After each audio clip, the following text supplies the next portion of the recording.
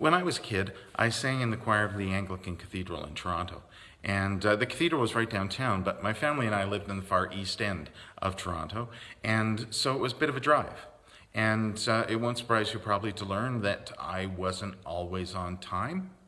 But on a Sunday morning, I knew I was going to be on time as long as we crossed the Don River before I heard the words, "In 2 minutes, the news, but first moments of meditation, a message by," and then who was ever giving the message that day. See, my father liked to listen to CFRB radio.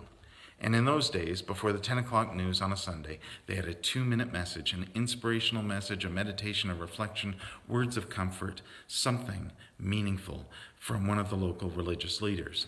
And it always impressed me that they managed to be able to say something so meaningful that so connected and resonated with people in 2 minutes or less. Especially when I knew darn well later in the day they were going to take 20 minutes to half an hour to say the same thing in a sermon. But the point is that sometimes all it takes is 2 minutes. So over the next little while, we're going to ask you to take 2 minutes out of your day to listen to or watch something we're going to offer you here. And it could be a story, it could be words from me, it could be a poem, it could be music, it could be anything. But we hope it's something that will bring a little bit of inspiration, a little bit of joy, a little bit of comfort to your day.